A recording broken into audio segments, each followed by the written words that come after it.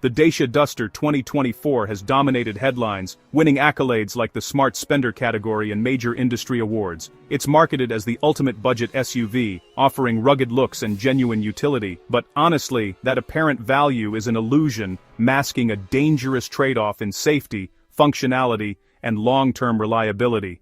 We found 10 critical, non-negotiable reasons why this apparent bargain could quickly turn into a costly and frustrating liability. Welcome back to Supercar, the only place committed to exhaustive reports that tell you the real truth behind the automotive hype. If you want deep dives that expose hidden faults before you sign the paperwork, hit that subscribe button and notification bell now. Here are the 10 reasons you should walk away from the Dacia Duster 2024. Reason 1. The catastrophic structural risk, also known as the safety recall crisis. We start with a critical safety alert. Dacia owners face a defect so serious it could lead to a total, catastrophic loss of vehicle control.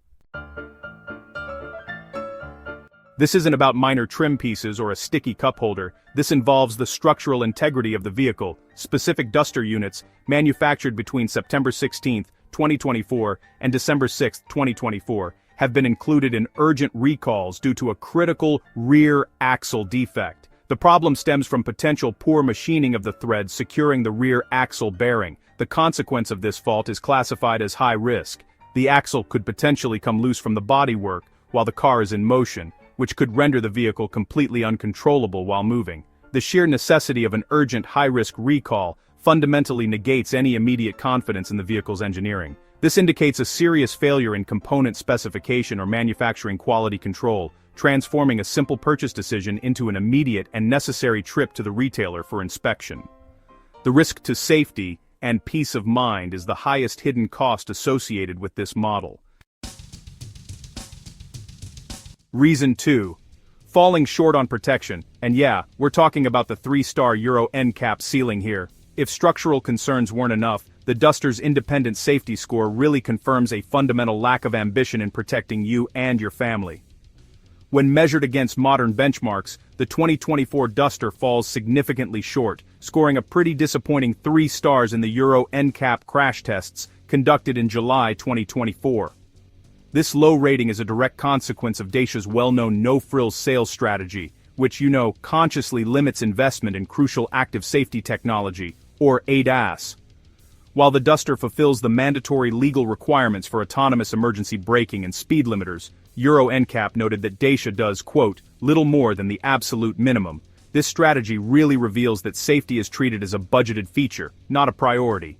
Furthermore, the Duster showed only modest levels of adult occupant protection and lacks advanced systems commonly found in rivals, such as a child presence detection system. When competitors in the compact SUV space are routinely achieving 5 stars, the Duster's 3-star ceiling means buyers are intentionally choosing a demonstrable deficit in both preventative and protective safety measures. Reason 3. The slow tech trap, and honestly, it's all about infotainment and the digital bottleneck. The biggest frustration in daily driving isn't the plastic, it's the sluggish, glitch-ridden technology that, just feels years out of date. Dacia tried to modernize the cabin by integrating a digital gauge cluster and a central 10-inch infotainment screen in most models. However, the technological execution is, unfortunately, severely hampered by performance issues. Owners report the digital gauge cluster is chronically slow to update, and there's noticeable lag, especially when switching between different information displays. The system suffers from persistent glitches and, general electrical gremlins, with user reports detailing the multimedia screen failing to turn on, touchscreens becoming unresponsive and, get this, an inability to maintain Android Auto connectivity.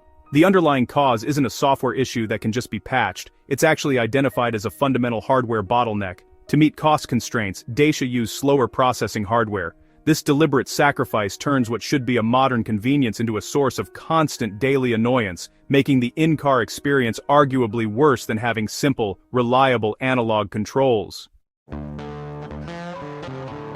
Reason 4. The 4x4 identity crisis, decreased off-road capability. The Duster's rugged Jeep-like aesthetic is now, kind of a betrayal. This generation is objectively less capable off-road than its predecessor. Historically, the 4x4 Duster has been respected as a genuine option for those needing proper off-road talent. However, the 2024 model prioritizes a square-shouldered and rugged look over real-world geometry. Critical practical drawbacks have been introduced in the new design. For one, the approaching angle is now significantly worse on the 2024 Duster compared to the old model, which immediately reduces its capability when tackling steep inclines or obstacles in four-wheel drive applications. To compound the problem, the new engine options available for the 4x4 variant offer 30 Nm less torque than the outgoing model.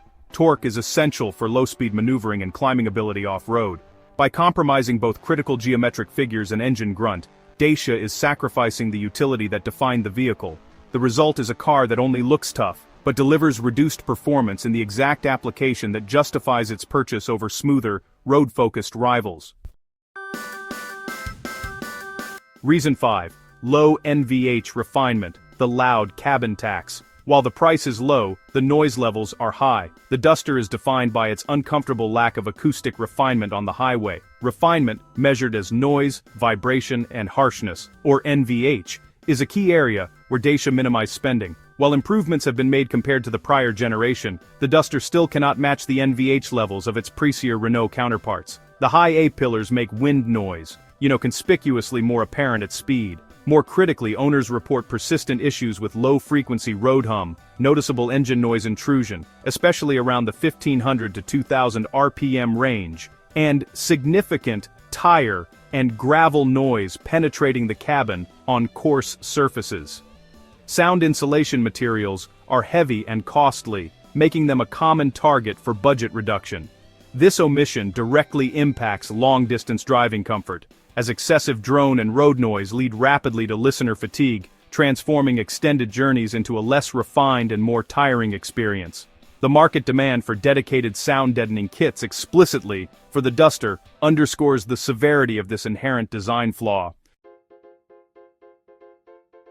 Reason 6. Base engine inadequacy, the overtaking hazard. Choosing the cheapest Duster means accepting a level of performance that is genuinely unsafe on fast roads. Reason 7.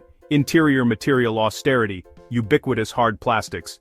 The Duster's cabin is a sensory reminder that you chose the budget option. Tactile quality is simply non-existent. Reason 8. Historical transmission concerns, clutch and flywheel risk.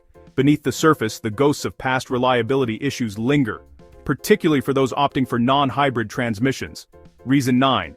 Hidden maintenance costs, DPF and electrical gremlins. The biggest lie about budget cars is that they are cheap to own.